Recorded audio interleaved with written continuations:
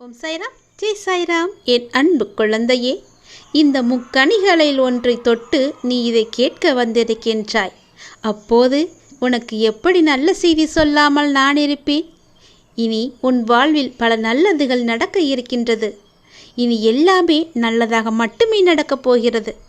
மனதில் குழப்பத்தோடு இருப்பதால் செய்யும் எல்லா செயலிலும் உனக்கு கவனம் செலுத்துவதாக நினைத்து கொண்டு நீ கவனமின்றி எல்லாவற்றையும் இதுவரை நீ இழந்திருக்கின்றாய். சரிதானே? எந்த சூழ்நிலையாயினும் அதிலுள்ள நல்லதை மட்டுமே பார்க்கும் பழக்கத்தையும் பக்குவத்தையும் நீ வளர்த்து கொண்டிருக்கின்றாய். அப்பொழுதுதான் உன்னால் எவ்வளவு கடினமான சூழலையெல்லாம் எதிர்கொள்ள முடியும் என்று உன்னை நீயே ஆராய்ந்திருக்கின்றாய். ஒன்றை மட்டும் நீ புரிந்து கொள். இவ்வுலக வாழ்க்கையில் நடக்கும் நிகழ்வுகள் அனைத்துமே ஏதாவது ஒரு காரணத்திற்காக மட்டும்தானே நடக்கின்றது. அது போலத்தான் இதுவரை உனக்கு நடந்தது எல்லாமே ஒரு காரணத்திற்காகத்தான்.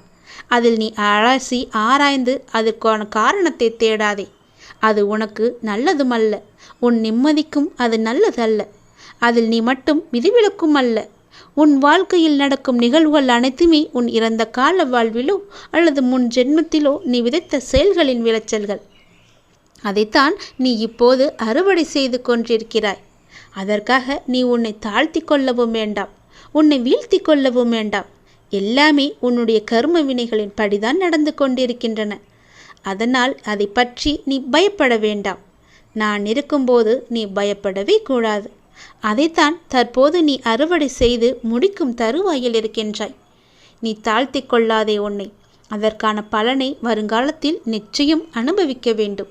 இப்பொழுது செய்யும் நல்ல செயல்களின் பலனை நீ நிச்சயம் வருங்காலத்தில் அனுபவிக்கப் போகின்றாய். நீ செய்யும் நல்லது உனக்கு பல மடங்காக பல விதங்களில் உனக்கு வந்து சேரப்போகிறது. அதனால்தான் நான் உனக்கு அடிக்கடி கூறுவது, எல்லோருக்கும் உன்னால் முடிந்த உதவிகளை செய்யென்று. எந்த எதிர்பார்ப்பும் இல்லாமல் பிறருக்கு செய் என்று.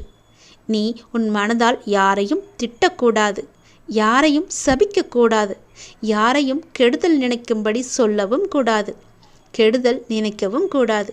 நீ எதை செய்கின்றாயோ அதுவே உன்னை வந்து பல மடங்காக சேரும். அதற்காக எனக்கு தீங்கு துரோகம் இழைத்தவர்கள் என்ன செய்ய என்று நீ என்னை பார்த்து கேட்பது எனக்கு புரிகிறது. உன்னுடைய மனம் வருந்தினாலே போதும். உனக்கு பாதிப்பை தந்தவர்களுக்கான தண்டனையை அந்த காலம் நிச்சயம் கொடுத்தே தீரும். எல்லாமே உடனுக்குடன் நடக்க வேண்டும் என்று மட்டும் நினைக்காதே. கொஞ்சம் நேரமாகும். தாமதமாக இருந்தாலும் என்றும் தர்மம் மட்டுமே வெல்லும். உன்னிடத்தில் எப்போதும் தர்மம் இருக்கும்படி பார்த்துக்கொள். எனவே எந்த நேரத்திலும் நேர்மறையாக சிந்திக்கவும் செயல்படவும் இன்றிலிருந்து தொடங்கு. அதுதான் உனக்கும் உன் லட்சியத்தை அடைய செய்யும் எல்லாவற்றுக்குமான ஒரே வழிபாதை. என் வார்த்தைகள் மீது நம்பிக்கை வை. உன்னுடைய வாழ்க்கையில் நான் பல தீபங்களை ஏற்றி நல்வாழ்க்கை தருகிறேன்.